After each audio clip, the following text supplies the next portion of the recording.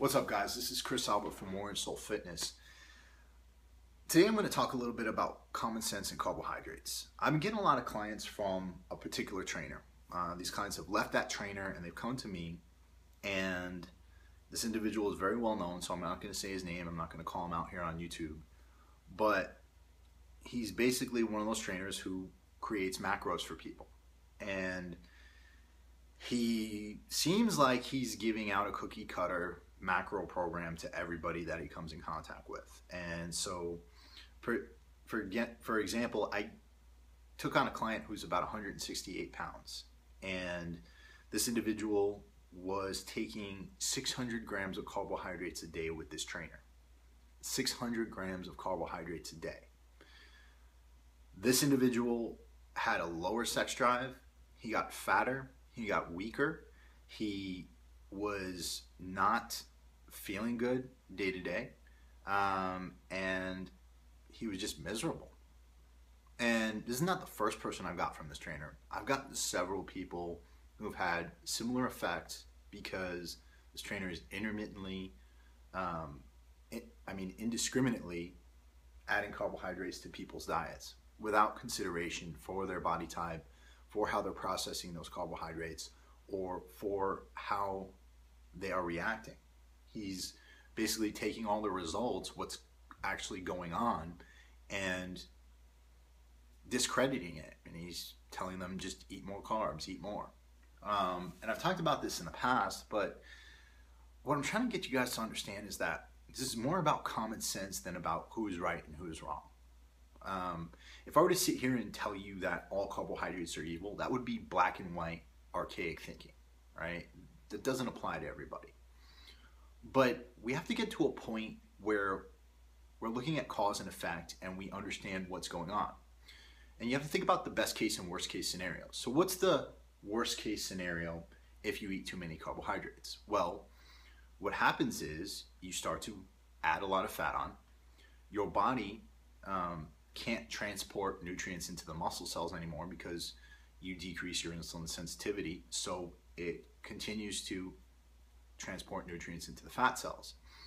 And from there, your level of inflammation increases, your total body chronic inflammation, and that leads to various health issues like decreased sex drive, low energy. You start to feel like crap. And to come out of something like this, and on the more extreme level, you could head toward diabetes, pre-diabetic states, even put yourself on a path to cancer and heart disease later in life. And it takes months to try to get yourself out of that.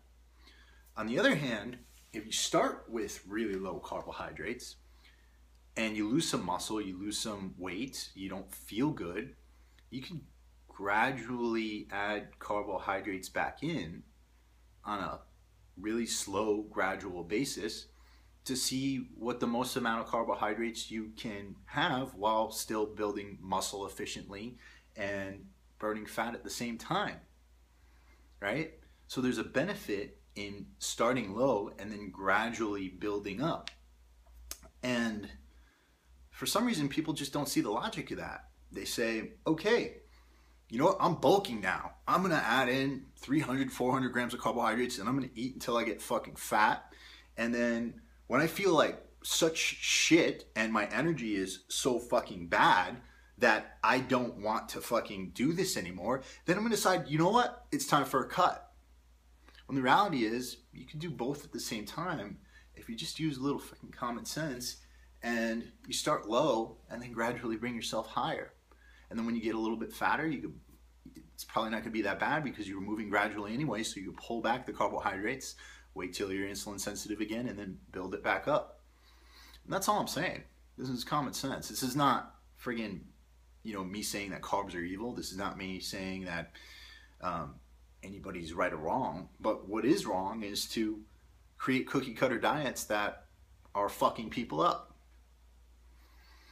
And, I don't like to sound pissed off. I don't like to sound like a friggin' negative person, but that's the fact. This person is screwing people up, and he's got a shitload of notoriety, and you guys love him on YouTube. And, people tend to follow people who they like, and they tend to discredit any information that goes against what people they like is saying. That's called cognitive consistency, and we're all victims to it. But I'm telling you guys to be smarter than that. I'm telling you guys to use common sense and to do your own experiments and to understand your own body, to understand how the human body works, to read. Great book right here, Good Calories, Bad Calories by Gary Taubes. And it goes through the history of the low-fat, high-carbohydrate diet and how it became what people thought was the antidote to the epidemic of heart disease that was occurring during the 20th century.